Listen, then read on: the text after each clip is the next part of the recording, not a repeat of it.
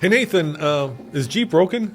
I wouldn't say broken, but I think a lot of people are curious about what's happening and they're a little concerned. Yeah, I think that's a really good way of putting it. And in this episode of our weekly podcast, we're going to be talking about Jeep. And not just how to fix it, but more importantly, what we know is coming. And what we know we're going to be doing at the Easter Jeep Safari, which, by the way, is my favorite time of the year. I can't wait because we're less than a week away. We are. By the time you guys hear this, it's going to be real close to when we get out there. And here's the great news. I get to go too. Yeah, it's been a tradition that me and Nathan have gone. How many years now? 10 years plus. Yeah. So this is, of course, in Moab, Colorado. Moab, Utah. And what happens is Jeep brings out a slew of concepts, plus the latest and greatest Jeeps that we get to drive. Yes, and there's a lot of new Jeeps coming, and we're hoping that they'll strike on a few of these, but that's all debatable. And also, at the exact same time, the New York Auto Show is going to happen, and Andre's going to be there, I believe with Zach. And he's going to cover other stuff that's coming out through Stellantis and Jeep. Now, by the way, we could have done an episode where what are we going to do to fix Stellantis? There's too much. There's so much going on. And so we decided just to focus on Jeep, which makes sense considering, once again, the Easter Jeep Safari. All right. So before we get to all that, I've got a question here for one of our listeners. Okay. Paulus is his name. Okay. All right. Paulus writes, Dear TFL, I'm in the market for a 4x4 with the recent markups of the Ford Bronco, of which I was most interested in. I'm finding Jeep Wrangler to be more in my price range. There are a lot of other people who felt the same way. Did you know, before I finish reading this, let's talk about that actually. Did you know that now that if you get a Ford Bronco Raptor and you option it out to the same extent as a 392 Recon, they're about identical in terms of price now? They are not a 392 Recon. You're talking about the Wrangler 392. Yep, not the Recon. Rubicon. Rubicon, yeah. Yeah, we'll talk about the Recon later. Yeah. Yes. Yeah, Recon on the brain. And we're basically in the stratosphere in terms of pricing when you get 80s. to that point. Yeah. Yeah. For off-roaders. Yeah, but this week, kind of, sort of, Ford announces they're raising the price of the Bronco again. Yeah. I'd be like, just build the thing. But it's better than dealers marking them up, I guess. I suppose. Well, the Steelers. The dealers will still be doing that as well. So the reality is that it's not going to get any easier to get a Bronco, especially a high-end Bronco, anywhere near what you thought the price was initially going to be. Sorry, that's just the reality. I mean, easily $10K over. Yeah. If you want a Bronco Raptor. But now, that's not saying Jeep dealers don't do this as well. There are some unscrupulous Jeep dealers out there that have bumped the price. However, we do know for a fact that there are a lot of Jeep dealerships that do have Wranglers in stock. And so that, for whatever it's worth, might be something to think about. I mean, the Bronco is a new kid on the block, so there's a lot more interest and excitement. And it has a lot more kit to offer, and it's frankly a much better daily driving vehicle. However, the Jeep is still hard to beat off-road, and the higher-end ones are really, really good. So let me finish this. Please. Let me finish this email from Paul. It says, he continues, I have watched all the first edition Ford Bronco videos, and I'm curious how the extreme recon package of the Wrangler compares, ideally in the lower trims like the Willys or the High Tide that do not have lockers. Love and appreciate all the content you all put out there and hope to see a video like this in the future after the snow clears there in Colorado. Thanks for the time. Kind regards, Paul. So basically he's asking, how does the Extreme Recon package compare on the lower price Jeeps? And the great question, and the answer is we probably don't know because I don't think anybody's putting it on the cheaper Jeeps. I think you'll see that on the 392s. Yeah. I think you'll see that on the Rubicons. And basically what it is it's like a 2-inch lift kit. It's a couple things. Yep. I in terms of the lower end models, it doesn't make a lot of sense to try to add those kits to, say, a Willys, because you take one step up and it would be less expensive to get the Sahara or even at some point in time the Rubicon. So I'm not 100% sure. Okay, here's what it includes. I just Googled it. Okay? Yeah, please do. It includes a 1.5-inch suspension lift, so I was off by half. Okay, yeah. Taller tires with shocks tuned appropriately to control the heavier rubber. The actual ratio has been lowered to 4:56. to maintain appropriate throttle response. And by the way, this is from Motor Trend, so thank you. Given the larger rolling diameter of the tire, the swing aid has been reinforced to mount the heavier spare tire, and the tires themselves are now 70 R17 BFG all-terrains KO2s, mounted on 17 by 8 inch beadlock capable wheels. Okay. And it also adds, what else? I thought there was some... improved approach and departure angles. Yeah, well, that's because of the lift. Yeah, so 47.4 degree approach, 40.4 degree departure, and breakover is 26.7. And water fording, I think, has also improved. Ground clearance goes to 12.9 inches. And like I said, water fording goes to 33.6 inches. Right. And it's available on 3 Jeep Wranglers, apparently, according to this, which is the Rubicon 392, the Wrangler Willys, like he mentioned, and one more, probably the regular Rubicon. Okay, there you go. So, but I was getting to a point on the Rubicon part, which is it's just considering the markup in price. I don't understand why you wouldn't want to just go for the Rubicon, and you wouldn't even need to have that Recon package in order to have a stellar off-road capable vehicle. More importantly, one that has front and rear lockers. I know you mentioned having open diffs, which the Willys does. The Willys has like their anti-slip rear end. I think what do they call that? Quadra, whatever. No. The rear end in the Willys, the Tommy had, it was like an anti-slip. So it was sort of a mechanical locker of sorts. Yeah, I don't know. But it wasn't like the G80. We need Tommy. It was a little bit different. Yeah, I know. But anyway, there's a point to this, which is I don't know how much you're looking for in terms of off-road capability versus looks. If that's the case, then I wouldn't recommend something like this. This is a little bit more for just making a much more capable off-roader. But once again, I think for the amount of money that you would pay for that package... $4,000. Okay, so you're getting pretty close to Rubicon territory for the base model Rubicon, for the equivalent. So I don't know if that's the trade-off that you're looking for, right? So maybe something to think about. So I would say it's a lot cheaper than taking it to your local Jeep dealership or your local outfitter and having them do it, right? Yeah. So if you're going to have somebody... Warranted. Yeah, that's warranted. So if you're going to have somebody like put on a lift kit, put on bigger wheels and tires, and do all that, change the axle ratio, that'd be impossible. That'd be very expensive. So in that regard, if you want that, then definitely do it. But keep in mind that I'm not sure you need it, Nathan. That's my other question. Like, out of the box, even a plain Jane Wrangler, even a Willys Wrangler, is so capable that 90% of the people who have them will never utilize all of its capability, let alone one that's on the lift. Yeah, the cool thing with the Willys is that you do get a nice wheel package and tire package, and the tires are quite good, very off-road capable. Once again, it's a question of, are you spending the money for a look, or are you spending the money because you want off-road capability? If that's the case, I'd recommend holding on to that money and just going right to the Rubicon and not worrying about it. But if you want that look, I totally get it, then of course it makes sense. So there it is, aesthetics. Yeah, I would say if you're going to wheel your Jeep, definitely. And if you know, I'm the opposite of you. And if you're not going to wheel it, then just stay with the regular one, because then you're paying $4,000 just to make it look cool. I guess people have spent a lot more than that. Oh yeah, I mean, people will spend $4,000 on wheels and tires. Yeah, and it hasn't been factory warranted. Yeah. Well, that's one of the good things, is that you get that warranty through it, and we've had very good luck with suspension lifts through Jeep in the past. They've actually done a really good job with their in-factory suspension lifts that we've received, and that's including on our Gladiator that we had. That was a great lift that we had. It was one of the few that didn't affect the vehicle in a negative way. Yeah, that's the other problem we found. Oftentimes, any aftermarket lift, while it works because it's a solid axle vehicle and it's relatively easy to lift, many of the companies have not actually done the engineering to make sure that the geometry stays straight and or correct and true. Half-ass engineering in some cases, or research, not enough. You know, it's fine if you got like a 10-year-old Jeep and you want to lift it.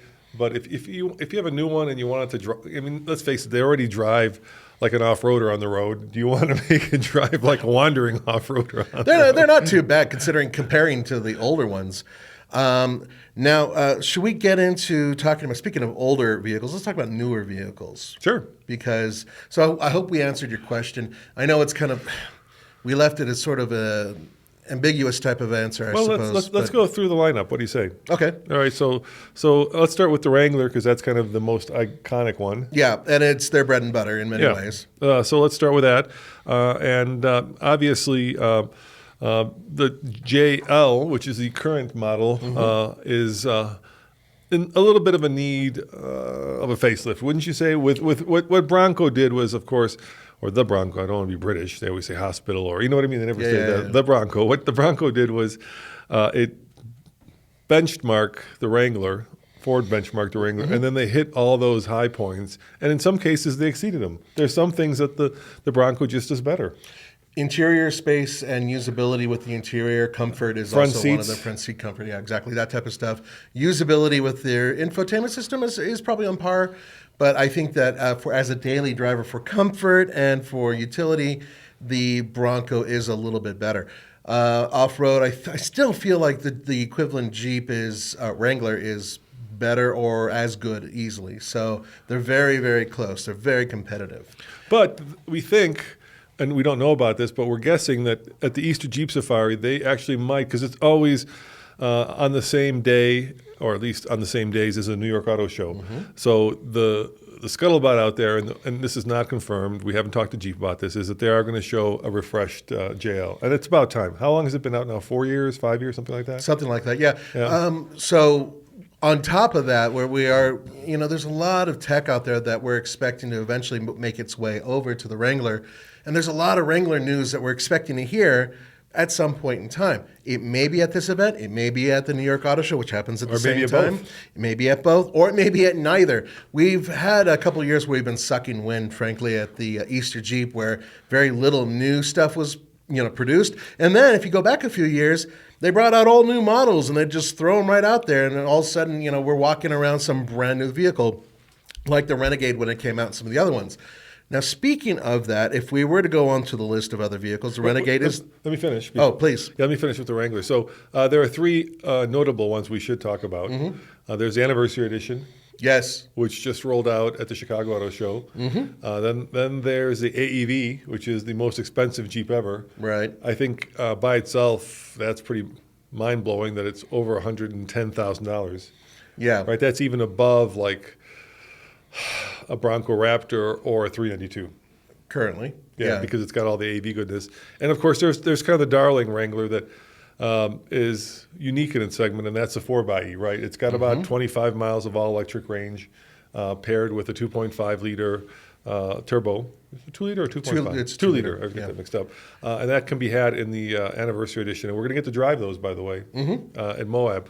But those are, I think, the three that really stand out. One for its price, one for its technology, and one for its partnership with one of the best builders of off-road customized parts out there. Yeah, I would agree. AEV, and they do not sponsor us, but they build outstanding components for many off-road vehicles. I like their finish, usually, for one thing, in terms of aesthetics, but in terms of usability, they always make, above reproach parts in terms of quality and usability. But there's a lot more going on with Wrangler than just that, because we were hearing a lot of rumors about Wranglers eventually turning into all-electric vehicles, or having a version of the Wrangler that would be all-electric. And I know a lot of you guys out there, like, you're getting hammered with electric stuff. We apologize, but the reality is, as automakers keep building electric vehicles, we have to report on them. So that's just the reality. So with that being said, let's move down to the smallest guy. Can we go down to the... okay. Yeah, so let's start. The Renegade is the Bebe. Starts at $24,695. That is the least expensive Jeep that you can buy. I think maybe the Compass is right in the same range. Nope, $27,895. 27, huh? So $3,000 more. And the Compass and the Renegade have a very similar setup in terms of engine transmission, off-road capability, if you get the Trailhawk. The thing that makes them different is the fact, frankly, that they look different, and the Compass is a little bit longer, has a little bit more passenger capacity, but frankly, it doesn't have as much cargo capacity when you fold that in the second row, and I think that's because the Renegade is very boxy shaped. Pretty decent seller for the brand, 9-speed automatic transmission in both vehicles. The manual that used to be offered is long gone. So those vehicles are on offer at the base level. Yeah, and I would say the Compass is kind of the straight-to-rent-a-car. I mean, It is. Yeah, it's the one that is the most cost-cutty. Is that a word? It's just not as interesting as the Renegade, but it's still completely capable I drove one of their mid-level models, not a Trailhawk, in the snow, and it was really good, very responsive, not that exciting. Yeah, so obviously those two soldier on. They're kind of the bread and butter for people who want the Jeep brand but don't necessarily have the intentions of getting a Wrangler or don't have the money to get one of the bigger ones. But the one that is next... Yeah. Just real quick on those. Now, overseas right now, they do have 4xe versions of both of those vehicles. Yeah, we don't get those. Yet. So what FCA/Stellantis early on said was that we would eventually get a version of those vehicles coming here soon, which makes sense because they already have the platform available and it's already working overseas. They also have an all-electric vehicle, Jeep. Yes, and that one is the Avenger, and that's not coming here either yet. Front-wheel drive. Right, so that could be a big change too. But we're not going to go over that. The only reason I mentioned those two is because they're due for the 4xe treatment, and Jeep made no secret about the fact that 4xe is going to basically be throughout the entire brand. So we expect to see plug-in versions of pretty much everything they produce. It's proven successful, and they already have 2 vehicles that are there, and they're about to have a bunch of other ones that are going to be there too. Yeah. Okay, so you want to move on to the next one, which is a sad one? Yeah, it's sad because they just killed it. It's, of course, the Cherokee, long-standing name at Jeep. Starts at about $34,895 or $35,000. It was built in Belvedere, Illinois. And they shuttered the factory. And I was thinking about that when I heard the news, Nathan, and I thought to myself, I don't know, dude. If I were Jeep, I'd take the money that Stellantis is putting into the Hornet, which is fine, and put it into a Cherokee. If it were me, if I had stashes of money and I could only allocate some to some, I would rather spend money on a new Cherokee than on a new Hornet. But that's. I'm not disagreeing with you, but at the same time, I think a couple things are happening. With the Cherokee, sales started falling off, especially during COVID. They dropped into the toilet. And they went from several different trims to 3 trims, and then they even got rid of the V6. They just did everything they could to just keep building the vehicle, save money on it while they're still selling it. And just the sales kept dropping and dropping. That did not help. Now, Jeep initially had mentioned a next generation Cherokee, and that's something that still could come in theory, who knows in what form. However, in its current form and that plant, this is Jeep's official statement, but I'm going to cut it down and try to make it a little bit simpler.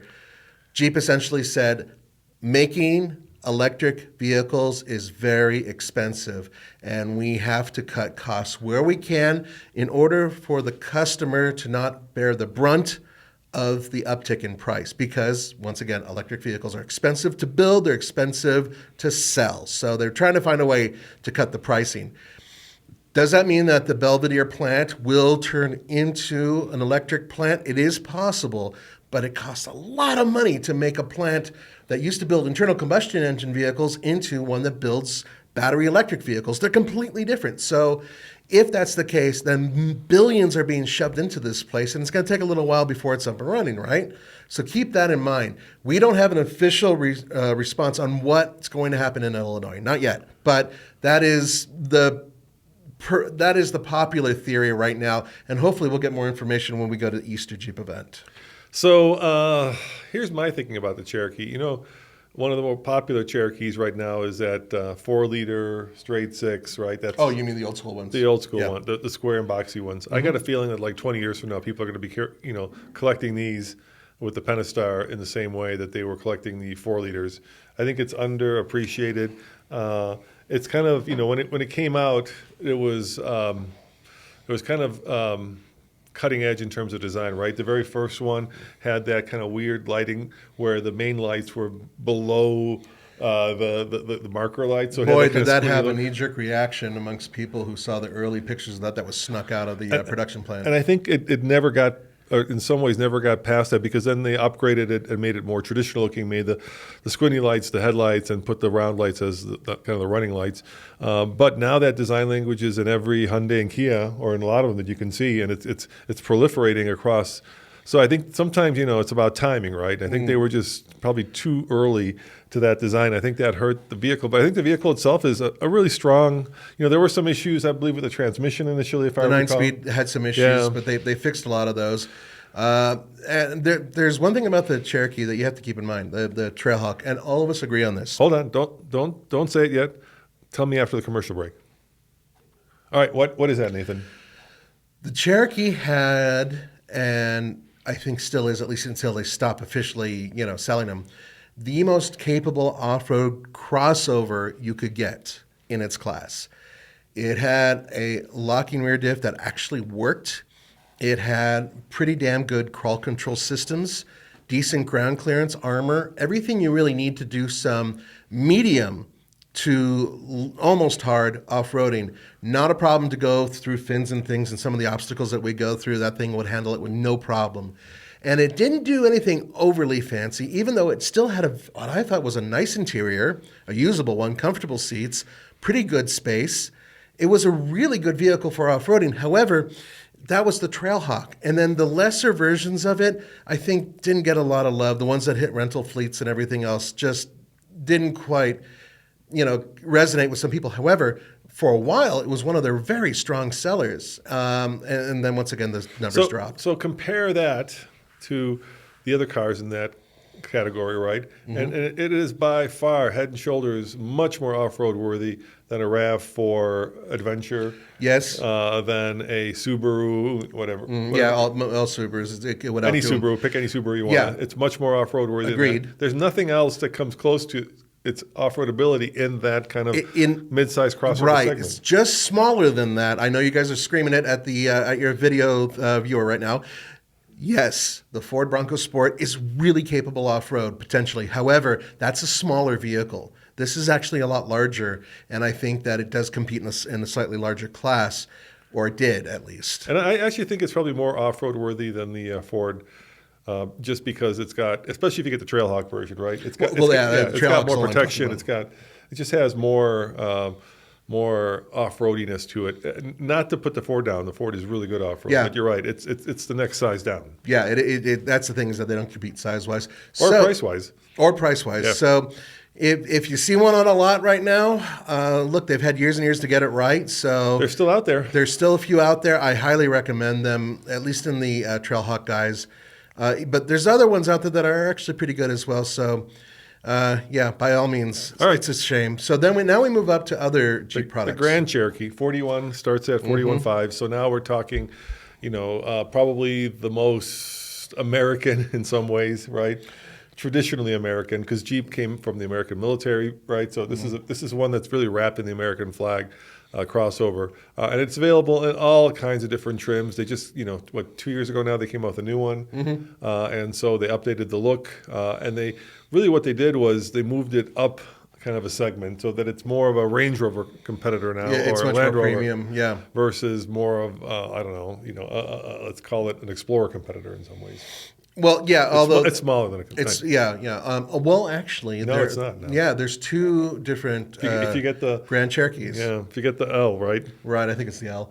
That's the longer wheelbase one. I personally do not like the looks of the L. However, to be fair, the regular Grand Cherokee I think is a great looking vehicle, especially when you slap on some off-roady bits on it, and it is hard to beat a vehicle that is this off-road capable and really comfortable in the streets. Really, really good combination. To me, it's starting to get a little too premium. Like, I feel like I would feel bad taking it off-road. The previous generation felt kind of rough and ready. And we took it off-road in Moab. Oh, yeah. We did a lot of off-roading with it. I think we did did we do the White Rim Trail, or we did something with it? We did the abbreviated one or something like that. And we also, whatever the one was, the arch that you go through on the side. But that one felt more off-roady. The problem with the new one, you can get like 7 screens in the thing, all kinds of leather, and it's still very off-road worthy. It's just that now it feels like you don't want to scratch it. It does feel a lot more premium, I'll give you that. Now, I have yet to take the L off-road. I'm not thrilled with the wheelbase on that thing. It really looks like the breakover would be an issue, but who knows? When we get to the vehicles we're going to be driving to the Easter Jeep, you'll see something interesting in a minute. But those vehicles butt up directly against 2 brand new vehicles that were just introduced by Stellantis, and apparently they don't like saying Jeep when they talk about the Wagoneer and the Grand Wagoneer. Yeah, now that if the Grand Cherokee competes with the Land Rover, the Grand Wagoneer competes with the Range Rover. Yeah. That's about the best way you can put it now. Yeah. It's super luxurious. You know, you can easily get those over 100,000. So they start. The Wagoneer starts at 58,995. The Grand Wagoneer starts at 88,640. But those numbers are unrealistic because dealers do not buy those. Yeah. Good luck finding one of those.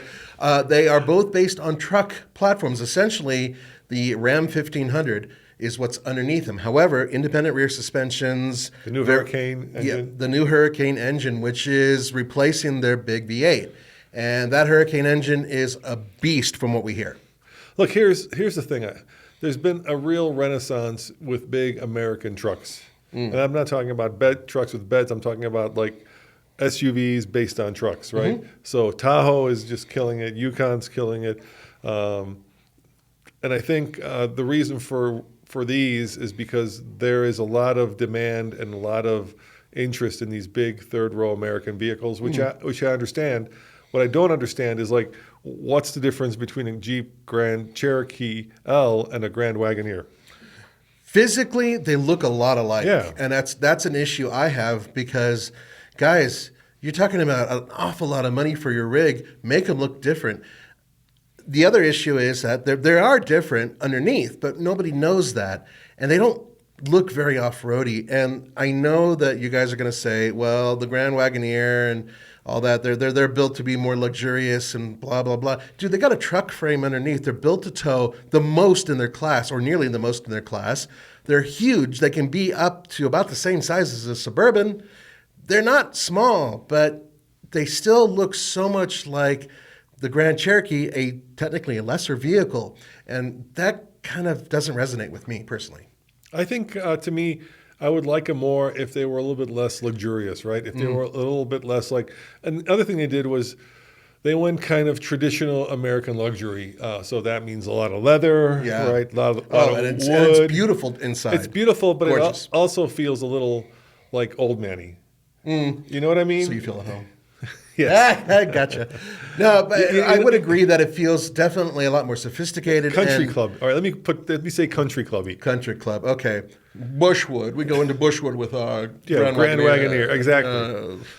And I wish they had actually kind of reinterpreted American luxury and came out with a new, definition of it, as opposed to kind of digging that far back into kind of where that vehicle came from. And let's face it, the Grand Wagoneer was the first original premium SUVs. I agree. Long before Escalade. Yeah. Suburban's the longest running nameplate in America, but it was never luxury.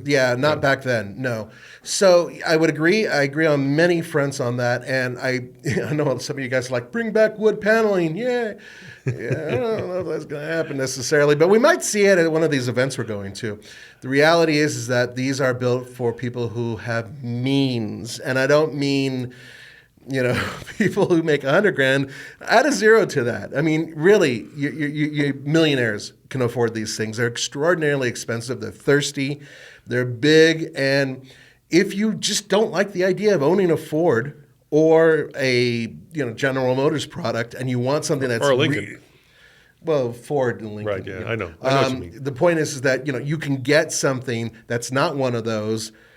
That sort of goes against the grain. And perhaps you want that Jeep off-road image, but you want it in a tailor-made, very beautiful suit, at least internally. There you go. And it really is one of the best interiors in its class, by far. It's gorgeous. Yeah. Oh, and inside. But yes, old man-y in that respect, and I certainly would need a massive raise in order to drive one.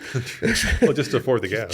just to afford the gas, yeah. I mean, I would sell a kidney or two. There's all this ability, and you said it before, to go 4xe, but I would have gone 4xe right out of the box. I would have too. Yeah, I agree with you. I would have messed around with just a straight Hurricane. I would have gone 4xe and given it some electricity. But the Hurricane is and was developed specifically to work with a hybrid system. So hopefully we'll see something better than their old e-torque system, which was a bit of a joke. So we'll see. We'll see if that happens. But that basically takes us all the way to the top of the pile of Jeep products that are now out there. So a lot of Jeeps. There's one more. What am I missing? You're missing the truck. Well, the Gladiators, that goes on TFL truck. I know, but we should talk about it. You're right. Yeah, so of course there's the Gladiator.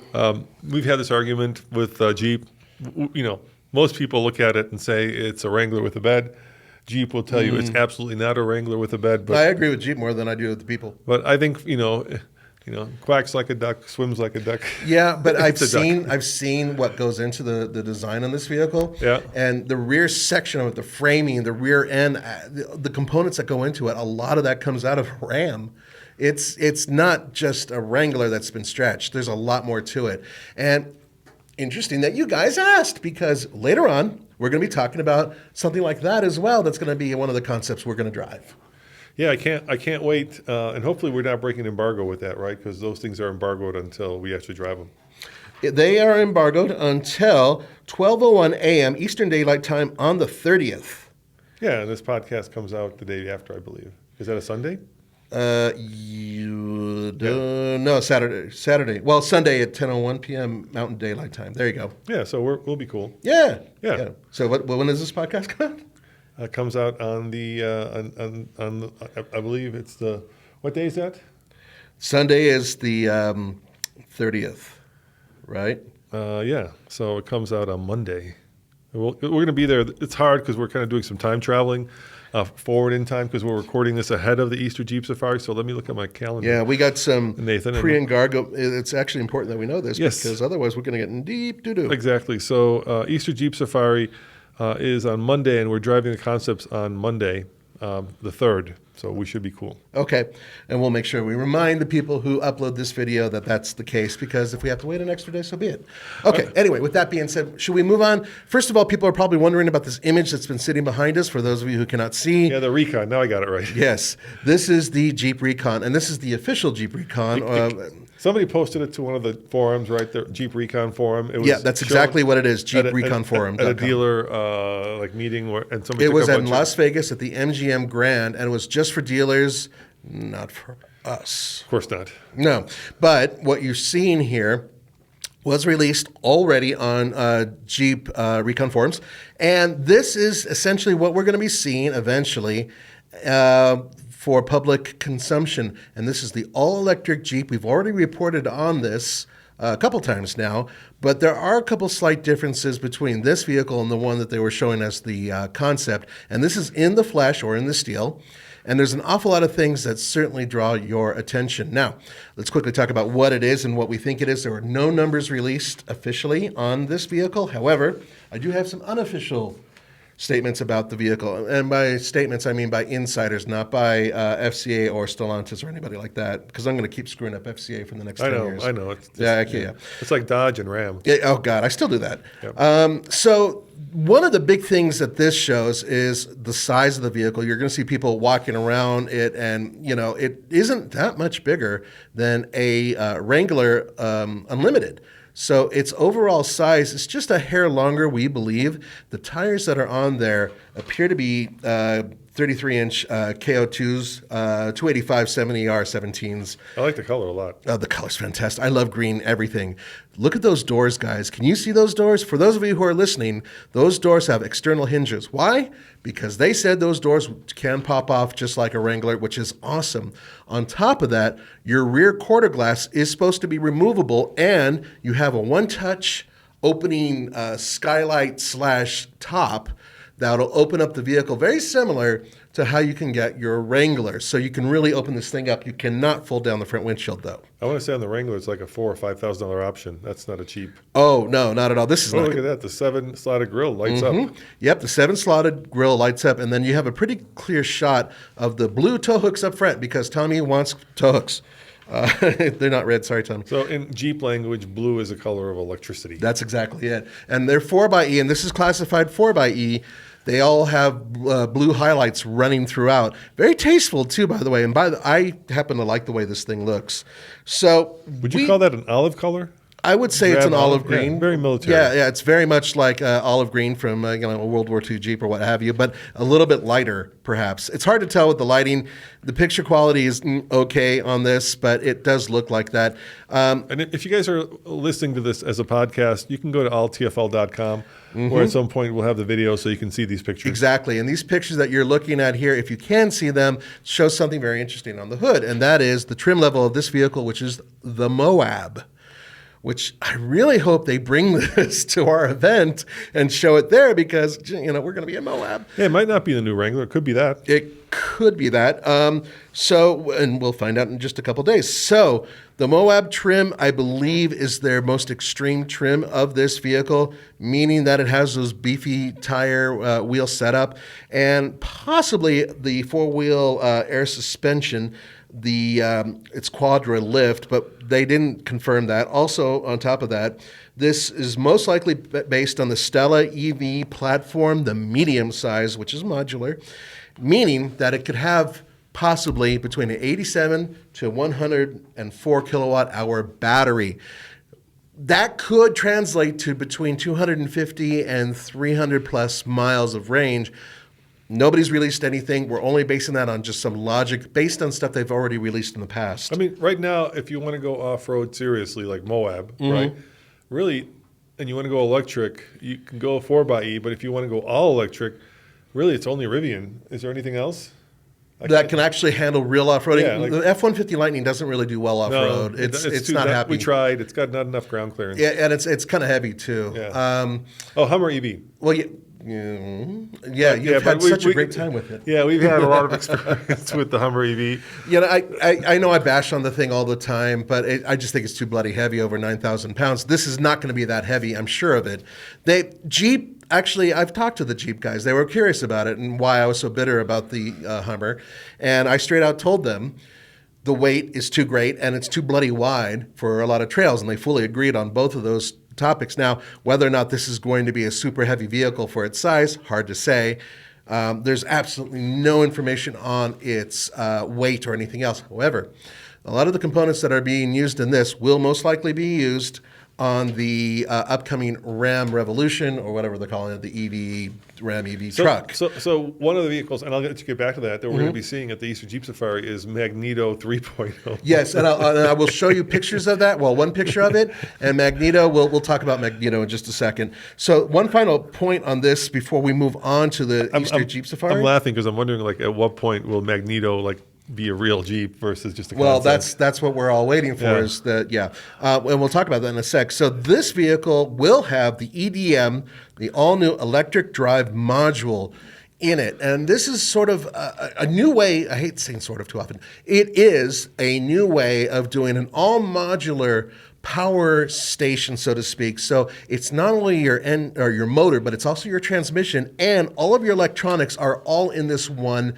component. So you plug it in, and your vehicle's pretty much ready to go, and it should make processing at the factory, producing this vehicle, and also building other vehicles on the platform with a similar type of module very, very easy. More importantly, less expensive. So those are things to keep in mind. There's other things. I would recommend going to the Jeep reconforums.com and checking it out. They got a ton of information there, even more photos and all that. I wanted to show this back shot because, see, look how big that glass looks there. Swing out tire, just like the current Wrangler. It's very boxy. It's got a lot of very boxy. It's got a little bit of Wagoneer in it, wouldn't you say? Old Wagoneer, sure. And what's the one, the really boxy one? The Commander. There's a little bit of Commander in it. Yeah, too. but it looks better. The Commander, I never thought was that aesthetically pleasing. Grand, yeah. No, it had its moment, but this vehicle definitely looks like it's something that's far more production ready than the other ones that we've seen. Which can't be great for aerodynamics, being so boxy. No, but they're already got a ton of drag going on with the off-road tires, and so perhaps they're just kind of shrugging their shoulders. Also, one thing we don't know for sure is this front end. How open is it? One of the things that Stellantis was doing before anybody else was they're opening up the front end like they did on their Dodge Banshee Daytona, blah, blah, blah, blah, EV. That had a wing, and actually the front end of it cuts down quite a bit, and it's far more aerodynamic than it looks. I'm wondering if there's openings in the front end here to allow air to pass through, so this is more aerodynamic than it looks as a box. I don't know. We're going to find out in the future. Yeah, I'm wondering, range, charging, battery size, how much do you lose when you go off-road? None of these things have been answered yet. Does it have air suspension? But all that is coming, and I'm sure it won't be that far in the future. Hey, so before we get to the Easter Jeep Safari concepts, let's take a quick break, and we'll get to them right after this. Fantastic. All right, Nathan. So in less than like 5 days, we're doing some time traveling because when you listen to this, we already will actually be in Moab. We're going to be going to the Easter Jeep Safari, and there's a whole bunch of cool stuff that happens there. First, we get to go and explore and drive concept vehicles, which is, I think, uniquely Jeep. Nobody else does it. Nobody does it to this extent. Yeah, I mean, We've done other concept, but very few. Getting behind the wheel of a multi-million, if not, tens of $1 million prototype, because it is super unique. So I want to thank Jeep for allowing us to do that.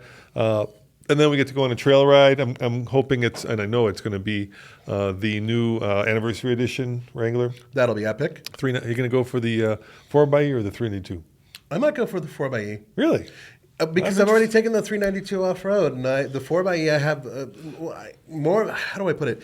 I see more potential in the future for that. As much as I love the 392, we're not there to play. I want to see what the future's like, and I think that the 4xe is the future. I like it or hate it. Let's talk about future, because the Magneto is up on the screen now. Now, for those of you who do not know, we have driven the Magneto. It's outlived the movie.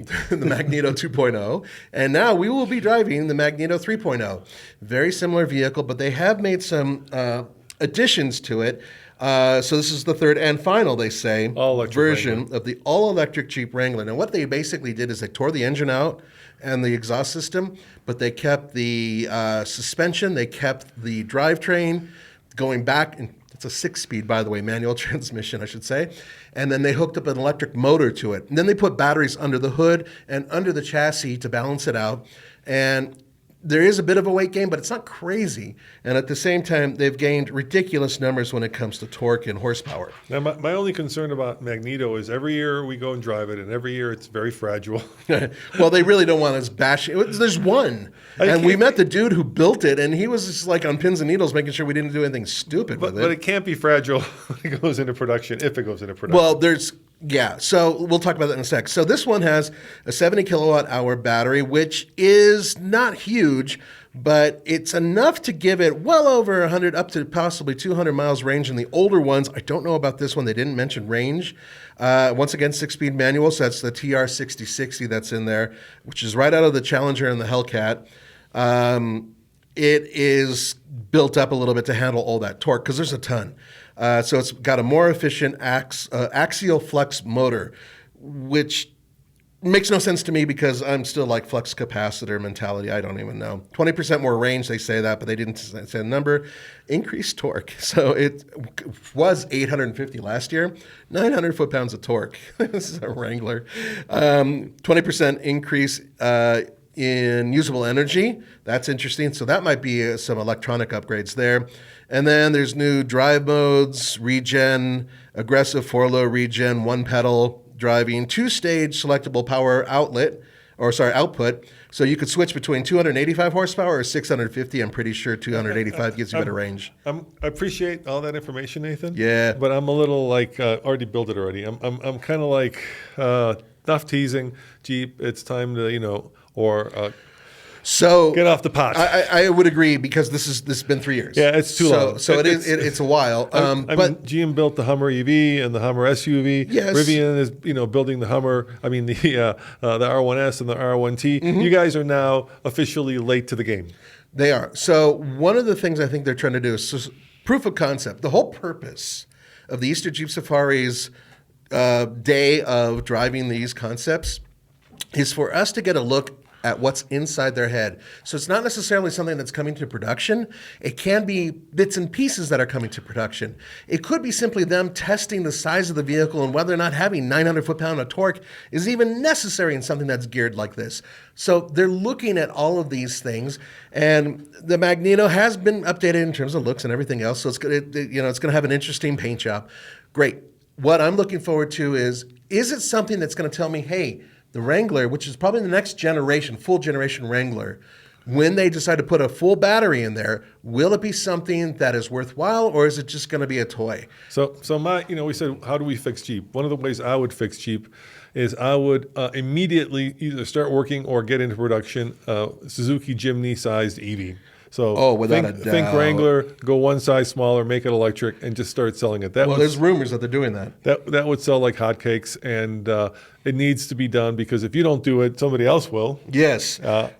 And they will, and you're going to be once again playing catch up. Okay, so barring any major changes in production, I don't think you're going to see a whole lot of Magnetos running around the streets. So, and I don't think they'll even keep the name. This isn't a rant, but it's something interesting I learned. Tommy and I did a video like last week. We were talking about the best cities to Onivision, and I made a statement, and I got a lot of pushback on it. And I was thinking a lot about this. So the statement I made is that getting up to 50% adoption of EVs is going to be easy because it tends to kind of fall along Republican versus Democratic line. So, the implication I was saying is that Democrats like EVs, Republicans hate EVs, right? Drill, baby, drill, right? And everybody in the comments said, "You're wrong, Roman. I'm a Republican. I'm a very conservative Republican." Yeah, and they own Teslas. And I love EVs. So there was a lot of pushback from that statement.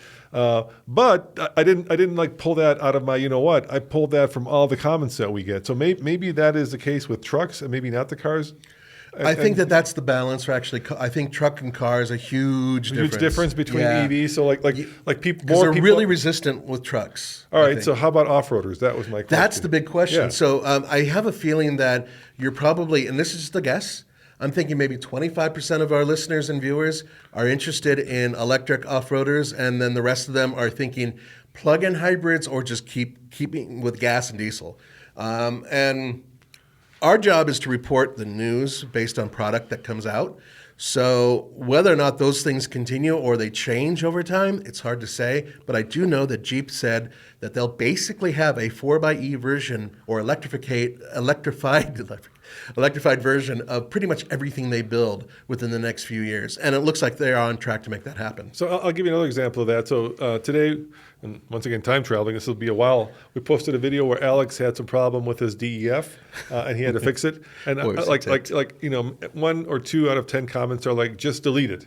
Just delete DF, right? That's a big sentiment. Yeah, but it's highly illegal. And maybe this is just me, but I think it's douchey and I think it's bad for the environment. Yeah. And I think it's obnoxious. I mean, I get that if you're in the truck and you're rolling coal, it's cool and you feel like you're doing your constitutional right to pollute the air. But if you're behind that person, and if your mother's behind that person, or if your father or sister or brother are behind that person, then you're just being a douchebag because nobody wants to breathe that crap. I certainly don't want to breathe dirty diesel. No, somebody did that to me. I told you this before. I almost crashed into a bus stop in my daughter's car. With my kid in it. Yeah. I was here, and that's because I thought they'd be a smartass and do that on the street. It's illegal in most states, thank goodness, and it's probably going to continue. And I get that, what is it? What's that diesel show out of Utah, right? Where somehow it's become patriotic to pollute. I don't understand that. Well, I think that they've actually pulled the reins back on that too. To me, patriotism is saving the land and the water for the next generation. And I feel like I'm out of step with our viewers when I say that. No, you're not with all of them, and a lot of people will agree with you. But I think that there's a certain point where you don't want somebody over your shoulder telling you what you can and cannot do with your vehicle, and I think that's one of the issues they have now. That's a good point, Nathan. Yeah. But if you're doing something that is so obnoxious and so dangerous and so polluting, I think at some point, as living in a community, we don't live by ourselves on a ranch. Right. Where you're only living in your own little world, you're living with other people, and there have to be rules for communities. Yeah, if you're endangering their life, be it direct or indirect action, then you should be tased on a daily basis in the nuts. And I say that again and again. I'm not disagreeing with you at all, Roman, obviously. Yeah. But there's another side to it, and I know you guys are going to write this. Hey, wait a minute, I don't want overreach. I agree with that too. There's got to be a balance, and I think right now I'm not going to go political, but there's either one side is right or the other side is right, and there's not enough people who are willing to go into the middle and figure this out and make it work on both ends. There's got to be compromise on both ends. So that being said, I want to talk about something I'm not compromising about, which is my love for old Jeeps. All right, what's the next one? Yes, and so Do you like how I did that, by the way? You should be proud of me or say like good boy or whatever when I do that. You're not a dog. I want praise. You want a donut? No, I can't. You know that. Here's the donut. Your wife will reach through the screen and hurt me. 1978 Jeep Cherokee SL 4xe. So this was bought from Craigslist 2 years ago for $2,500. They do that a lot. They love doing this, don't they? Mark likes doing it. Well, because Mark is in love with this design, he's a and I don't blame him. Yeah. Man, what a cool front end. Still one of my favorites. I grew up with a Cherokee Chief that my dad had, which had a manual transmission. It was powder blue and primer gray. And it was a beast, and it didn't run very well. But anyway, that was just like my fondest Jeep memory. Now, this one is not anything like that. So don't think of this as a Cherokee, because it's not. What it is a modified Wrangler 4xe. So it has the chassis and drivetrain. So you're saving the environment, right? But you're driving a cool-looking vehicle, 37-inch BFGs, KM3s. You know what the magic is with Mark Allen? He gets to do, and he does it well, the things we wish we could do, right? Yeah. Like we see some cool car, and we want to resto mod it, but we want to make it look factory. And not only don't we have the skill set, very few people do, right? Right. To do that, nor do we have the budget. And then he is able not just to see the vision, but execute on the vision and make it factory, which is incredible. Right on that. You're 100%. And then on top of that, he's actually inspired. He and his crew, I should say. Of course. It's not just Mark. Yeah. No. Well, Mark will say it's just Mark. If you're listening, Mark, I love you. Anyway, but the point is that there's a lot of aftermarket guys out there. And this is the other thing about Jeep Wranglers is that the aftermarket's insane. We even met some guy about 7 years ago, who did this front end, a similar front end for the previous generation Wrangler. And remember him? Yeah, I remember him. Yeah, it was Greek or something like that. And he was a cool guy. And so they're also inspiring aftermarket components to be made outside of Jeep that you guys are able to get. And that's kind of the cool thing about this whole Easter Jeep thing that we get to do with Jeep. So continuing on this vehicle, mentioned the 37-inch, multiple body modifications for a modern, responsible resto model. What's this bad boy called? This is called Retro Cool. Retro Cool. Yeah, soaked with 70s era vibe. And there's an 8-track Roman. Hey, back to college for you. 8-track, but it's not functional, unfortunately. And it's only got two seats. Who's got 8 tracks anyway? Who's got working 8 tracks? My brother does. Really? My brother collects old radio parts and stuff like this. He doesn't listen to this stuff because he's. Hey, for all you youngsters, imagine a time when you bought an album on this big, clunky, plastic almost box. Twice the thickness of a cell phone. Yeah, and here's what was magic about it: you got to pick 4 places that you could listen to songs on that album. Oh man. And you can only fast forward. Yep, 4 places. That's right. And the album sometimes would be halfway through a song, and then it would have to click to the other. It's 8-tracks were a romantic notion because it was really the first cassette that you could shove in there, so you didn't have to just listen to AM. And imagine if you left them in the sun. Nothing to imagine. They would warp. Same later on with cassettes, which was really my era.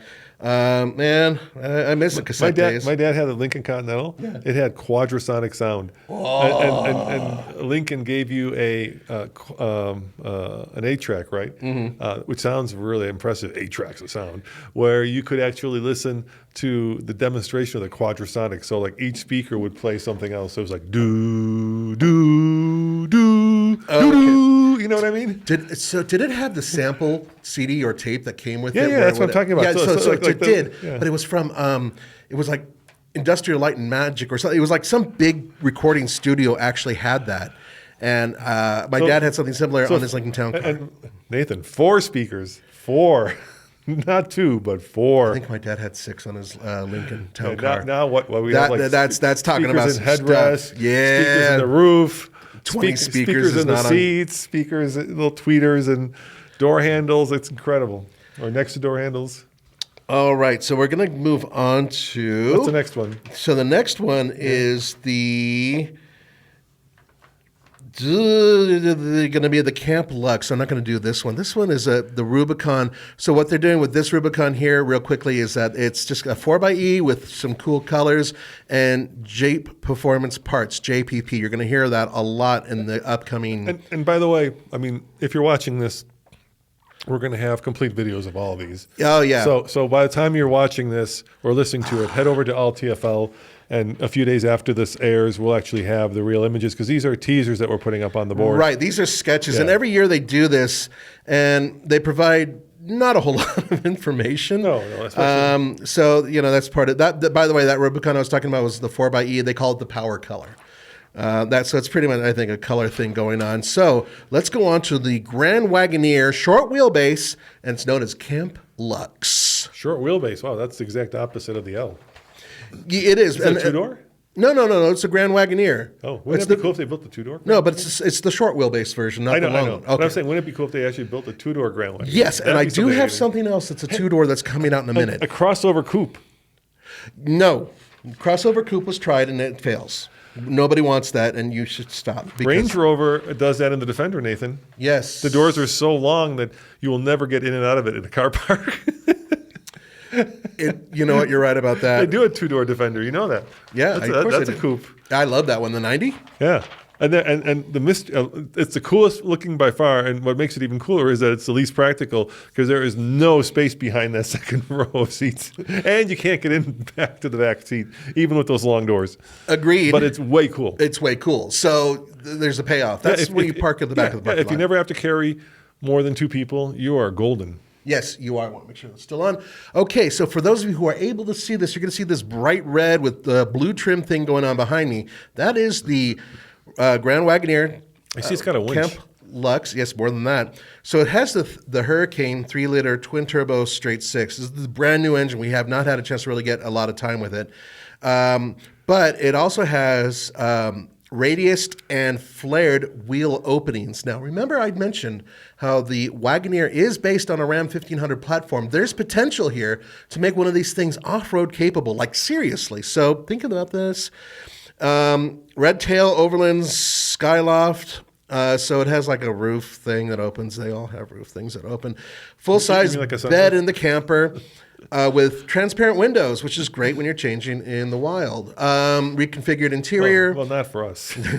For some people, it might really be great. Bad for some people to watch. There's some probably YouTubers that would be good, but not us. It has an integrated Warren Xeon winch, laser-powered off-road lighting. I kid you not, that's what it says there, laser. And custom fascias. It could have laser lights, right? They're illegal in America, but there are in Europe lasers. Yes, and I do hope they actually burn through retina and make sure everybody can see you or not. It's an interesting idea because it's a new thing. I've been complaining about it since day one, the fact that they didn't have an off-road Trailhawk version of the Wagoneer, or, of course, the Grand Wagoneer. So this could be one step closer to it, and I have a feeling it is. So, what do you think of it? I mean, I think it kind of looks cool, at least in this image. I can't wait to see it in real life. I love the fact that they made a real off-roader out of the Wagoneer. That's cool. Yeah. That winch, the way they integrated it with the bumper, looks pretty interesting. Factory, yeah. Mark this factory. So, because he is factory. Well, yeah. I mean, and that's at the end of the day, that's what they have to sell. I was going to end with this one, but It looks like a Wrangler. That is more than a Wrangler, my friend. Gladiator? Yeah, it's a little bit of both. Really? Yes. Okay, let's just do it. All right, go for it. All right, we got like 4 minutes left. Okay, so this is the Sideburn. Okay, that's what they call it. And if you look, it's based Gladiator-based hinge tubular grill guards that mimics the 7-slot grill. I haven't seen that yet because you can't see it from the side. Sport bar with storage shelves. Interesting. 37-inch tires, squared off and flared. Brown leather seats, topographical maps on the IP special Sideburn graphics. But what's really important here is that I'm looking at a vehicle that looks like a short wheelbase 2-passenger Gladiator. Am I wrong? Yeah, that's what it looks like. Isn't that what people have been asking for? Like you said, is it a 2-door Gladiator or is it like a JL? That's exactly it. It's kind of confusing. Now, this next one, real quick, this is another one of the JPP performance vehicles. So this is essentially a rolling catalog of components you can get through JPP. That's including what appears to be a rooftop tent, heavy-duty lights on top, and a lot of the components that you're going to see at Easter Jeep Safari are not available yet, but might be available based on your comments, and this is one of the vehicles for sure to keep that in mind with. I'm going to try to skip over to, okay, here we go. Final vehicle here. This is another Rubicon, and it's very similar to the Birdcage that we drove last year. Do you remember that? I remember the Birdcage. So the Birdcage essentially was just stripped down completely with 2 bars, and then they dropped the front glass.